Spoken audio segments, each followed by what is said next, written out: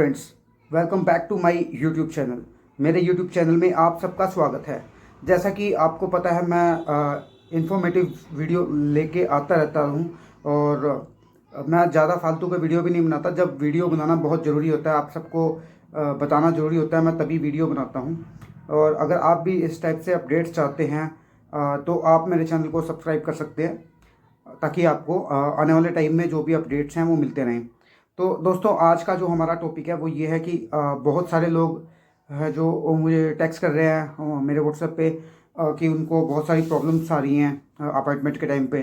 किसी की अपॉइंटमेंट है ओएफसी पर रुक जाती है और फिर काउंसलर तक वो पहुंच नहीं पाता। इसके लिए मैं ऑलरेडी बहुत सारे वीडियोस बना चुका हूं। आपने पता नहीं वो वीडियो ध्यान से देखे हैं या नहीं देखे हैं, लेकिन फिर भी मैं आपको बता देता हूं कि ये दो तरीके से हो सकता है इसका जो काम है। पहला तो कि आप वेट कीजिए, ये ऑटोमेटिकली सॉल्व हो जाए। अगर नहीं होता है तो इसका मतलब ये है कि एरर है साइट के अंदर। और एरर क्यों है, एरर आने का कारण क्या है? पहला कारण तो मैं आपको बता रहा हूँ, जो कि जब आप ओएफसी पे क्लिक करते हैं, ओएफसी पे क्लिक करने के बाद जब आप काउंसलर स्लॉट के लिए जाते हैं, तब क्या होता है कि सपोज़ कीजिए कि आपने और 50 एक साथ और बंदे हैं जो अलग अलग जगह बैठे हुए हैं, मतलब अलग से अपना नेट चलाया हुआ उन्होंने, वो अपने लिए स्लॉट ढूंढ रहे हैं, आप अपने लिए स्लॉट ढूंढ रहे हैं। अब आपने वो स्लॉट ओएफसी का उठा लिया है, और उस ओएफसी का स्लॉट उठाने के बाद जब आप काउंसलर स्लॉट के लिए जाते हैं, तो काउंसलर स्लॉट अगर आपसे पहले वो काउंसलर स्लॉट किसी और ने उठा लिया, या तो नेट तेज होने की वजह से, या फिर वो आपसे पहले प्रोसेस स्टार्ट कर चुका है, अगर वो उसने उठा लिया है तो फिर वो आपको नो स्लॉट अवेलेबल शो होगा। और अगर आप ये सोचते हैं कि नो स्लॉट अवेलेबल के बाद आपकी आईडी वहीं पर स्टक हो गई है, वो दोबारा से ओएफसी पर नहीं जा रही है, तो ये एक एरर हो सकता है। लेकिन फिर भी ये 1 से 2 दिन में वापस ऑटोमेटिकली आ जाता है। लेकिन अगर ना आए, एक दो दिन से ज़्यादा हो जाए आपको, फिर आप एरर के लिए चेक कर सकते हैं कि आपके आईडी में एरर आया है, क्यों आया है, किस वजह से आया है। तो उसके लिए एक अलग प्रोसीजर है, वो मैं एक्सप्लेन कर दूंगा नेक्स्ट वीडियो में कि वो कैसे करना है। तो फिलहाल जो आज की बात है वो मैं सिर्फ इसलिए बना रहा हूँ क्योंकि बहुत सारे लोग मुझे मैसेज कर रहे हैं, बोल रहे हैं कि सर हमने प्रोसेस स्टार्ट करवाया है किसी एजेंट के थ्रू या किसी कंसल्टेंट के थ्रू, कि अब जो T20 वर्ल्ड कप है उसके लिए आप चाह रहे हैं कि यूएस में जाएंगे और क्रिकेट मैच देखेंगे। अरे भाई, मैं कितने पहले वीडियो बना चुका हूँ और मैंने बताया भी था आप लोगों को कि सही टाइम पर ही आपको अप्लाई करना चाहिए था, क्योंकि अभी अपॉइंटमेंट्स की इतनी ज़्यादा प्रॉब्लम है कि आपको लगता है कि अभी आज आप अगर आप T20 मैच के उसके लिए आप अप्लाई करते हैं, फीस भरते हैं, उसके बाद में आपको 5-10 दिन में, 15 दिन में अपॉइंटमेंट मिल जाएगी, B1 B2 की, वो भी। तो ये मतलब कोई ज़रूरी नहीं कि ना ही मिले, लेकिन चांसेस 100 में से सिर्फ 5% चांस है कि मिलेगी, 100 में से 5%। और अगर रही बात रेशो की, रेशो अगर मैं बात करूँ इसका रहेगा तकरीबन, अगर मान लो 1000 लोग अप्लाई कर चुके हैं, और मतलब आज के रिसेंटली डेट्स में, तो अगर मान लो 1000 के पीछे 1 या 2 अपॉइंटमेंट ही मिलेगी, वो भी उनको उनकी अपॉइंटमेंट मिल सकती है जिन्होंने स्लॉट अपना कैंसिल किया होगा। और जो कैंसर वाला स्लॉट है वही आपको मिल सकता है। और लोग कहते हैं कि B1 B2 की अपॉइंटमेंट्स अभी अपडेट नहीं हो रही हैं, तो ऐसा कुछ नहीं है भाई। B1 B2 की जो अपॉइंटमेंट्स है वो रेगुलरली होती ही रहती है अपडेट, लेकिन उसमें ये है कि वो स्लॉट कुछ ऐसे होते हैं जो कैंसिल किए हुए स्लॉट होते हैं। ऐसा नहीं कि वो बल्क में निकल रहे हैं डेली, वो तो कोई इक्का दुक्का 2-4-5 स्लॉट किसने कैंसिल कर दिए हैं, कहीं से कैंसिल हुए हैं, तो वही स्लॉट उठ पाते हैं। बाकी तो जो बल्क में है वो अभी स्लॉट नहीं निकले हैं। और स्टूडेंट्स हैं, स्टूडेंट्स बहुत सारे स्टूडेंट मिस कर चुके हैं अपना स्लॉट्स को, क्योंकि उनका जो इंटेक था वो अभी बहुत पास था। तो और बल्क में निकले हुए जो स्लॉट्स थे वो बहुत सारे लोगों ने मिस कर दिए हैं। उसके बाद मुझे फिर से मैसेज आ रहे हैं कि सर कि ये दोबारा फिर से कब अवेलेबल हो गए, जो स्लॉट्स हैं वो कब आ जाएंगे। देखो, स्लॉट्स के बारे में कुछ भी कहना ठीक नहीं है, क्योंकि जो ये स्लॉट्स हैं ये कितने रिलीज़ करेंगे, कितने रिलीज़ हो चुके हैं, कितने करने हैं, किस रेशो में करेंगे, ये किसी को पता नहीं होता। ये सब झूठ वाली बातें होती है कि आप कहीं पे गए हो, उन्होंने बोल दिया आपको कि अभी इतने स्लॉट निकलेंगे, मैं स्लॉट उठा के दे दूंगा, मैं ये कर दूंगा, मैं वो कर दूंगा। ये सब कहने की बात होती है भाई, किसी को नहीं पता होता कितने स्लॉट रिलीज होंगे। मान लो कि एम्बेसी ने एक नोटिफिकेशन डाल दिया है कि मैं F1 के लिए स्लॉट निकालने हैं और वो बल्क में निकालेंगे। अब बल्क का मतलब तो बल्क है, उसमें 15 भी आ सकते हैं, 50 भी आ सकते हैं, 500 भी आ सकते हैं, 5000 भी आ सकते हैं। अब ये नहीं पता ना बल्क में स्लॉट कितने निकलेंगे, 50 निकलेंगे, 100 निकलेंगे, 10 निकलेंगे। और जो अपॉइंटमेंट उठाने वाले लोग हैं वो बहुत सारे हैं, तो इसलिए आपको फास्ट होना पड़ेगा अगर आप अपॉइंटमेंट उठाना चाहते हैं, चाहे वो आपकी F1 की है, चाहे वो B1 B2 की है, चाहे वो C1D है, चाहे वो किसी भी कैटेगरी से आपकी जो अपॉइंटमेंट है वो उठाना चाह रहे हैं आप, उसके लिए आपको फास्ट होना पड़ेगा, तभी आप अपॉइंटमेंट तक पहुंच सकते हो। और दूसरी बात ये भी है कि मान लो कि आप सोचते हैं कि आप रेगुलरली अपॉइंटमेंट्स के लिए आप ट्राई कर रहे हैं तो आप उठा लेंगे। अब मान लीजिए आप बीच में खाना खाने चले गए हैं या वॉशरूम चले गए हैं या आपका बीच में कोई फ़ोन आ गया है, आप फ़ोन अटेंड कर रहे हैं, अपॉइंटमेंट साथ दिए हैं, 2 से 3 मिनट में सब साफ़ हो जाती है। तो इसलिए अपॉइंटमेंट्स अगर उठानी है तो सही टाइम पर सही जगह होना बहुत ज़रूरी है। अगर ऐसा होगा तभी आप अपॉइंटमेंट उठा पाएंगे। दोस्तों आज का वीडियो जो मेरा था मैं स्पेशल इसीलिए बनाया क्योंकि बहुत सारे लोग T20 के चक्कर में मुझे पूछ रहे हैं कि सर अपॉइंटमेंट्स कब निकलेंगी, इतनी तारीख को मैच है, अपॉइंटमेंट मिल जाएगी। अरे भाई, जो कंसल्टेंट अप्लाई कर रहे हैं T20 के नाम ले लेके, उनको बोलो ना कि जब तुमने फाइल भरी है T20 के नाम पे तो T20 की उनसे आप अपॉइंटमेंट लो। फीसें आपसे भरवा रखी है उन्होंने, उनका क्या गया, कुछ भी नहीं, उल्टा आप ही फंसे हुए हो। अपॉइंटमेंट मिल नहीं रही है और चारों तरफ से बेफालतू में आपको प्रेशर पड़ा हुआ है कि कब जाएंगे, कैसे जाएंगे, अपॉइंटमेंट कैसे आएगी, इंटरव्यू होगा, अभी तो बहुत टाइम है। और अगर वो आ भी गया तो तब भी पासपोर्ट आने में भी 10-12-15 दिन लग जाते हैं, अगर अप्रूव होने के बाद भी। अब कब आपको अपॉइंटमेंट मिलेगी, कब आप पासपोर्ट सबमिट कराओगे, कब आपका पासपोर्ट वापस आएगा, कब आप ट्रैवल करोगे और कब अपॉइंटमेंट्स ओपन होंगी, सबसे बड़ा सवाल यही है। दोस्तों मैं आपको यही बोलना चाहूँगा फिर से कि कोई मुझे जैसे भी कोई भी छोटी मोटी न्यूज़ कहीं से भी हाथ लगती है तो मैं अपडेट कर देता हूँ अपने चैनल पर।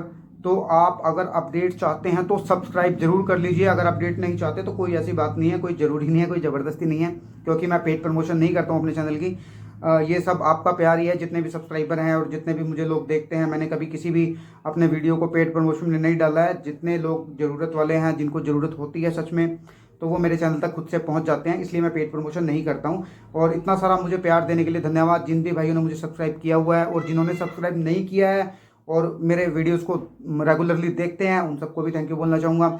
और आज की जो मेन जो मैं टॉपिक आपको बताना चाह रहा था वो यही है कि एक तो जो लोग हैं वो T20 के चक्कर में पड़े हुए हैं। T20 आपका जो वर्ल्ड कप है, आप वर्ल्ड कप देखने जाएंगे और अभी अभी आप फाइलें जो है वो अप्लाई कर रहे हैं, अभी फॉर्म आप फिल कर रहे हैं, अभी DS-160 फिल कर रहे हैं और उसके बाद अभी कुछ लोगों ने फीस भरी नहीं है, कुछ लोगों ने अभी 2-4 दिन पहले भरी है, कुछ लोग आज भरेंगे।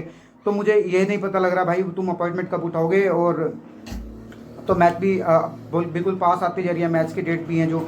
और दूसरी बात ये भी है, सिर्फ मैच सिर्फ USA में नहीं है तो और जगह भी है।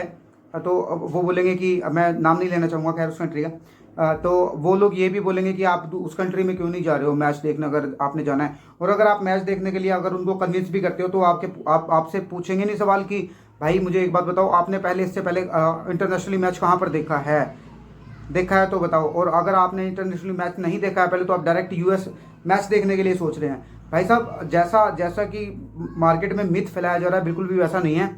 अगर आप टूरिस्ट वीज़ा पर जाना चाहते हैं कि मैच देखना चाहते हैं वहाँ पर, तो थोड़ा आपकी ट्रैवल हिस्ट्री भी स्ट्रॉन्ग होनी चाहिए, ताकि आप उनको एक्सप्लेन तो कर पाओ, जो काउंसलर होगा उसको एक्सप्लेन तो कर पाओगे आप कि सर मैं यहाँ पर घूमा हूँ, मैंने यहाँ पर इस कंट्री में जाकर मैच देखे हैं, मैं बहुत फ़ैन हूँ क्रिकेट का, तो मैंने बहुत सारे मैचेस देखे हुए हैं, इस कंट्री में भी देखे हैं, इस कंट्री में भी देखे हैं, तो मुझे मौका मिला है US में देखने के लिए, तो डेफिनेटली मैं ये मौका गंवाने वाला नहीं हूँ। और तो इस टाइप से बात होती है। लेकिन अगर आपका पासपोर्ट ही फ्रेश है, आपके पासपोर्ट में कहीं की स्टैंप नहीं लगी हुई है, ठीक है, तो आप क्या करेंगे इस केस में? आप क्या करेंगे? क्या उनको क्या बोलेंगे कि आपने किसी और कंट्री में मैच नहीं देखा, आप डायरेक्ट US में मैच देखने के लिए जा रहे हैं? भाई ये सब तुक्के वाली बातें हैं। ऐसा नहीं है कि वीज़ा अप्रूव नहीं होगा, हो भी सकता है, सब डिपेंड करता है काउंसलर के मूड के ऊपर और आपने जो अपनी बात है वो किस टाइप से रखी है और आपका जो वो मोटिव है वहाँ जाने का, आपने उनको सही से एक्सप्लेन किया है नहीं किया है, वो डिपेंड ये करता है कि आपने इंटरव्यू किस टाइप से दिया है। ये डिपेंड करता है कि आप ऐसा नहीं है कि सबको वीज़ा मिल जाएगा जो भी मैच के लिए अप्लाई कर रहे हैं कि T20 में हमें जाना है तो सबको बोलेंगे हाँ हाँ जाओ जाओ आ जाओ। तो ऐसा नहीं है भाई।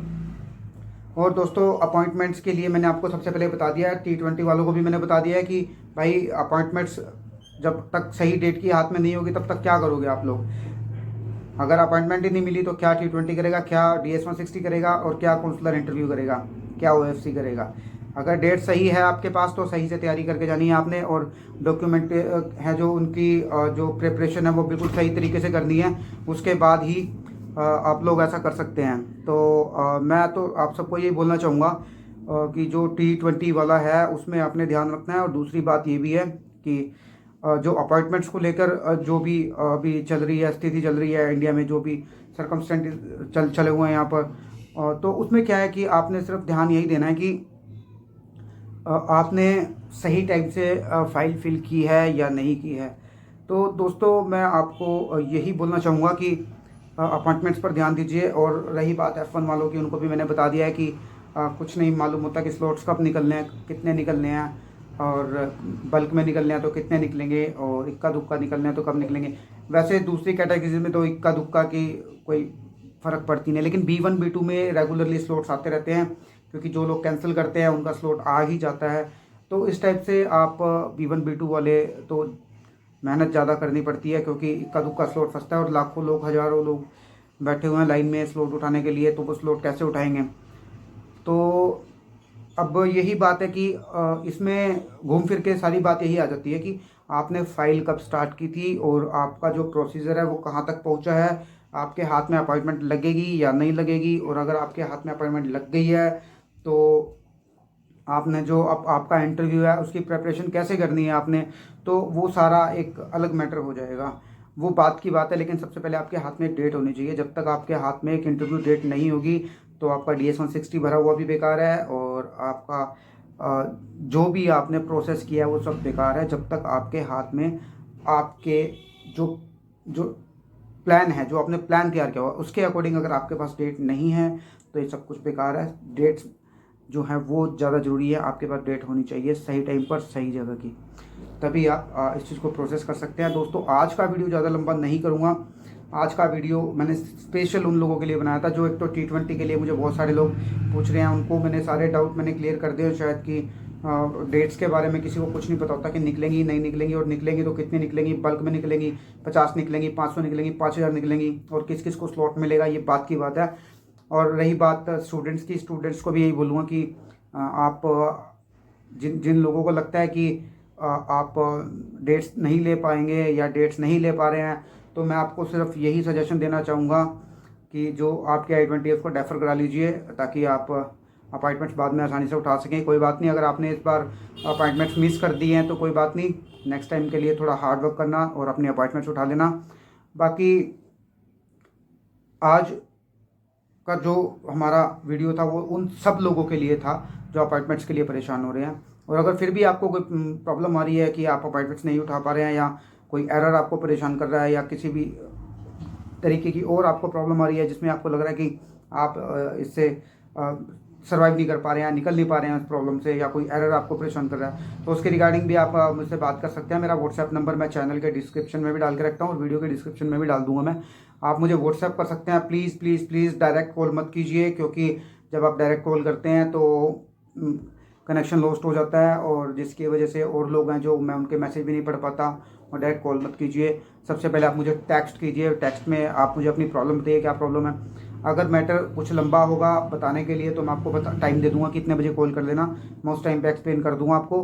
और अगर वो मैटर छोटा मोटा हुआ तो मैं चैट में ही आपको बता दूंगा कि आपको करना क्या है। तो दोस्तों उम्मीद करता हूँ आप सब अपनी अपॉइंटमेंट्स उठा लेंगे जल्दी से जल्दी, और अपनी जल्दी से जल्दी अपना वीज़ा ले लेंगे। Thank you for watching my YouTube channel. Thank you.